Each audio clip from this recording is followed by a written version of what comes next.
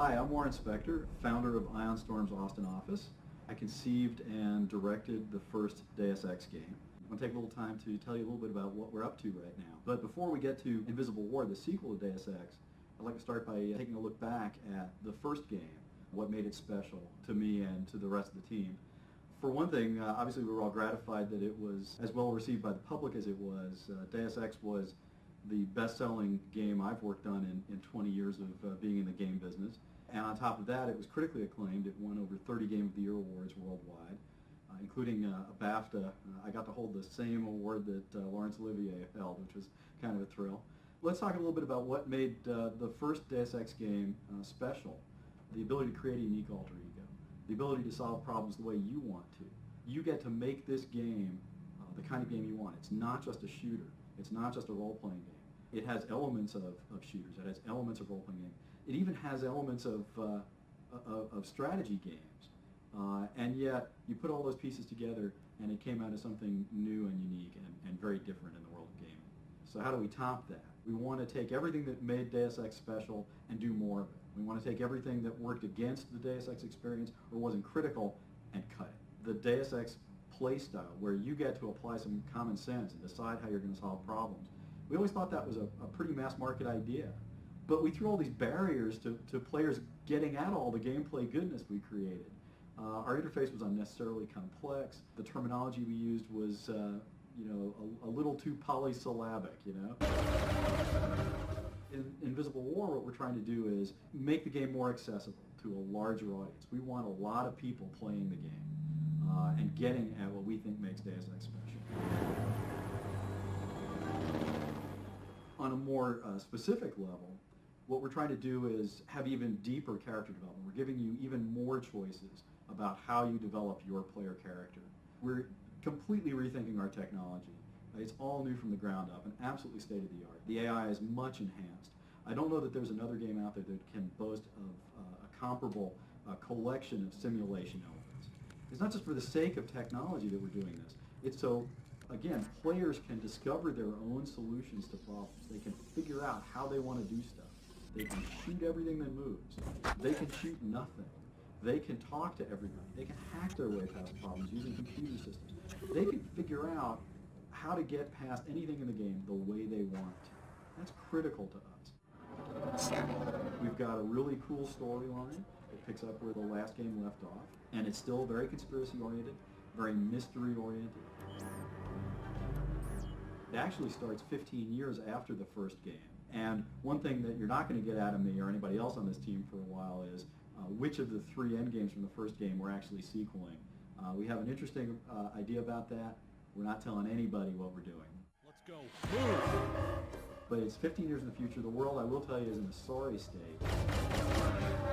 Nations and various religious orders are using terrorism as a tool to impose their will, to set things right in the world as they define right.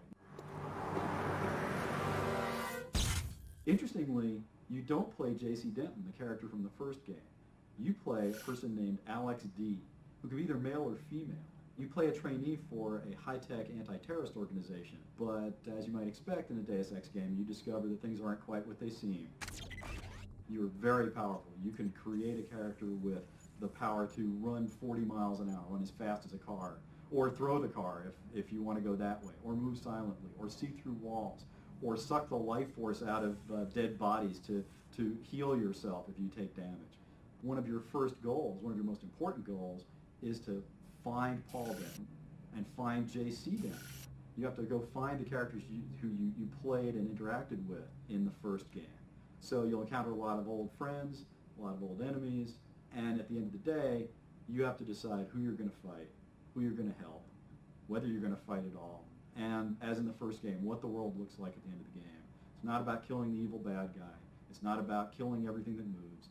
It's about who are you in this world, how do you interact with this world, and what do you want the world to be when you get done. Why don't we take a look at the introduction where it all begins.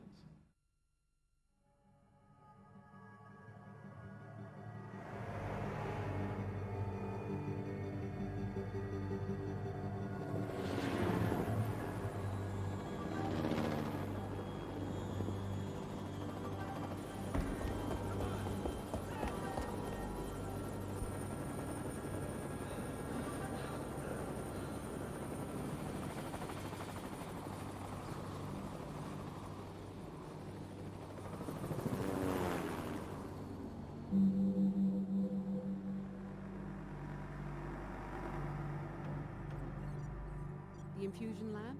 Evacuated. Trainees? Gave the order myself. What did you tell them? I told them to run. That's all they need to hear until we reach Seattle. Agreed. Anything new on the terrorist? He's in the city. No ID yet. Unclear whether we're the target. An academic distinction if he really has a nanite-detonator. Scanning. Survey region clear.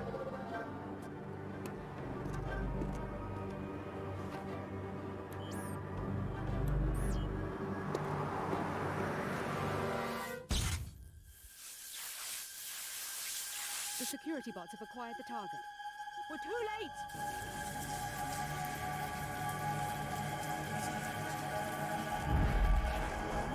Helipad, let's go. Move!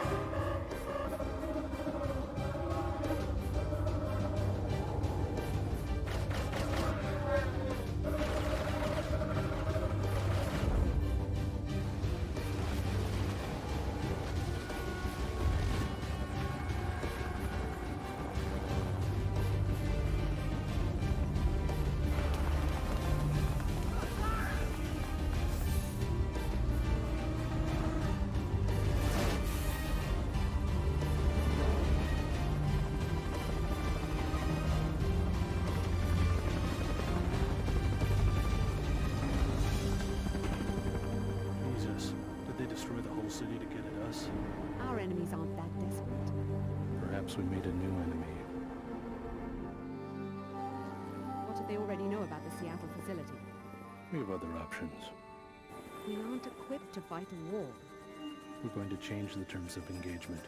It's our war, not theirs. We don't need cities or armies. We have the cells of human bodies. An invisible weapon for an invisible war.